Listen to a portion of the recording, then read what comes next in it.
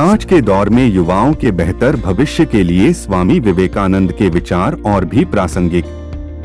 लक्ष्यविहीन हो रहे आज के भारतीय युवा के लिए जो भौतिक सुख के पीछे भागते हुए मानसिक तनाव और थकान झेल रहा है, स्वामी विवेकानंद द्वारा सुझाया गया आध्यात्मिक मार्ग बहुत ही कारगर साबित हो सकता है।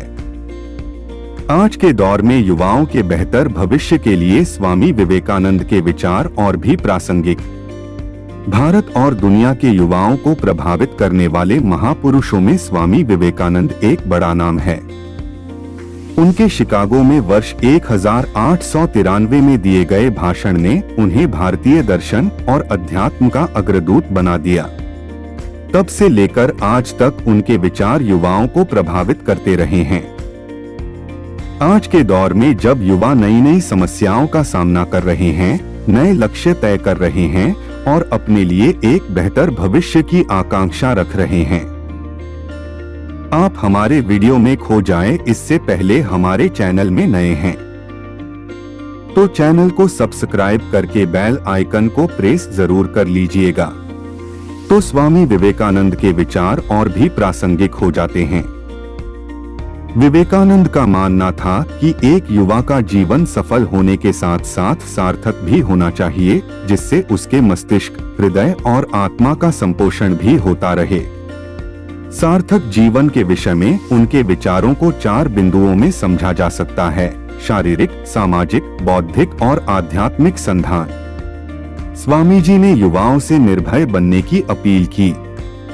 स्वामी विवेकानंद का मानना था कि अधिकतर युवा सफल और अर्थपूर्ण जीवन तो जीना चाहते हैं, लेकिन अपना लक्ष्य प्राप्त करने के लिए वे शारीरिक रूप से तैयार नहीं होते।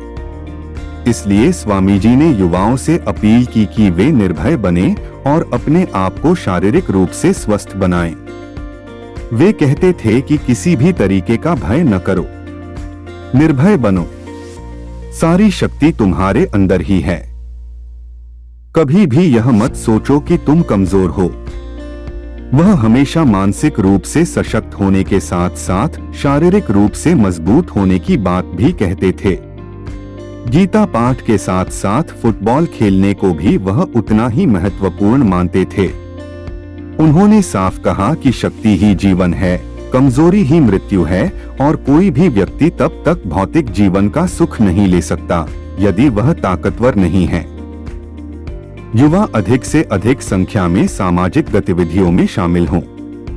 स्वामी विवेकानंद चाहते थे कि युवा अधिक से अधिक संख्या में सामाजिक गतिविधियों में शामिल हों, जिससे न केवल समाज बेहतर बनेगा बल्कि इससे व्यक्तिगत विकास भी होगा।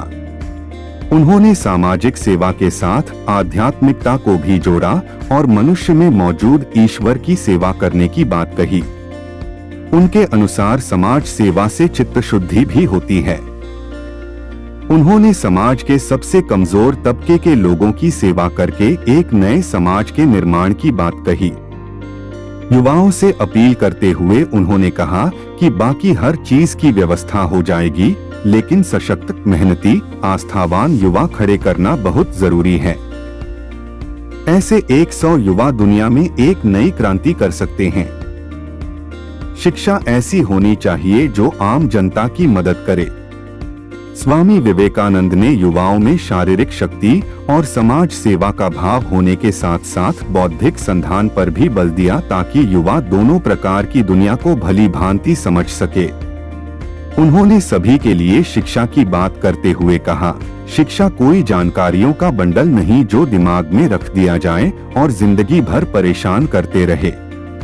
हमें तो ऐसे विचारों को संजोना है जो समाज निर्माण, व्यक्ति निर्माण, चरित्र निर्माण करे।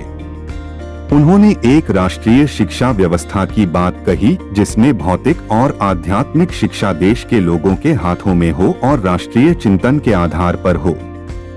उन्होंने भारत के पुनर्निर्माण में शिक्षा के महत्व पर बल देते हुए कहा कि शिक्षा ऐसी होनी चाहिए जो आम जनता की मदद करे और वह जीवन में संकटों से निपटने में मददगार बने, चरित्र निर्माण करे, परोपकार का भाव जगाए और सिंह की भांति साहस प्रदान करे।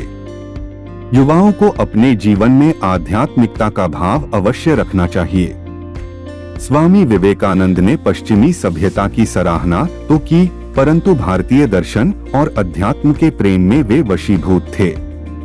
उन्होंने भारतीय युवाओं से कहा कि पश्चिमी सभ्यता में बहुत कुछ सीखने को है, परंतु भारत की आध्यात्मिक थाती का कोई सानी नहीं है। इसलिए युवाओं को अपने जीवन में आध्यात्मिकता का भाव अवश्य रखना चाहिए। कहा कि पश्चिम का विचारवान युवा भारतीय आध्यात्म में एक नई उमंग प्राप्त कर रहा है और जिस आध्यात्मिक भूख व प्यास की तलाश में वे हैं, वो उन्हें यहाँ मिल रही है। जीवन बहुत छोटा है, लेकिन आत्मा अजरमर। विवेकानंद ने युवाओं को आध्यात्मिक संधान पर जाने की बात कही, जिससे न केवल उन्हें अपना लक्ष्य पाने में आसानी होगी, बल्कि वे जीवन में महानतम लक्ष्य बना सकें। उन्होंने साफ कहा कि जीवन बहुत छोटा है, लेकिन आत्मा अजरमर है, इसलिए अपने जीवन को एक बड़े लक्ष्य की प्राप्ति में लगा दो। एक बार जीवन की कठिनाइयों पर भाषण करते हुए उन्होंने कहा कि त्याग और सेवा के आदर्शों को राष्ट्रीय स्तर पर स्थापित करना चाहिए, जिससे ये युवाओं के जीवन का अभिन्न हिस्सा बन सकें। 4 क्षेत्रों में युवाओं से संधान करने के लिए कहा। स्वामी विवेकानंद ने 4 क्षेत्रों में युवाओं से संधान करने के लिए कहा। इसके माध्यम से वे व्यक्ति और राष्ट्र की सामूहिक चेतना को जगाना चाहते थे।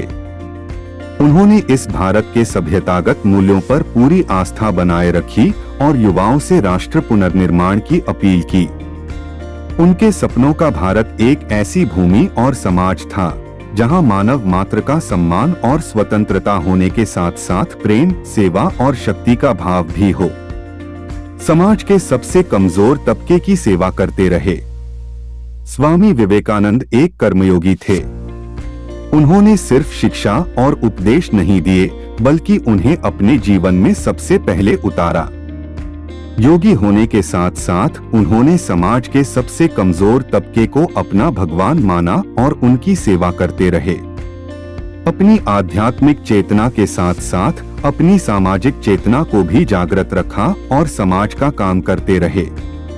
स्वामी विवेकानंद अपने विचारों, आदर्शों और लक्ष्यों की वजह से आज भी बहुत प्रासंगिक हैं। उन्होंने युवाओं को शारीरिक, सामाजिक, बौद्धिक और आध्यात्मिक संधान के माध्यम से इन्हें प्राप्त करने का तरीका बताया। आज का युवा इनमें से किसी एक भी मार्ग पर चलकर शांति, समृद्धि और आनंद की प्राप्ति कर सकता है।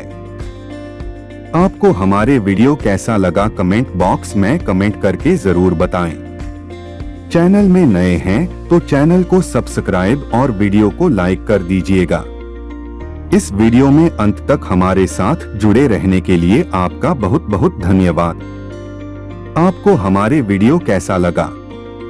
वीडियो को लाइक करके कमेंट में जरूर बताइएगा।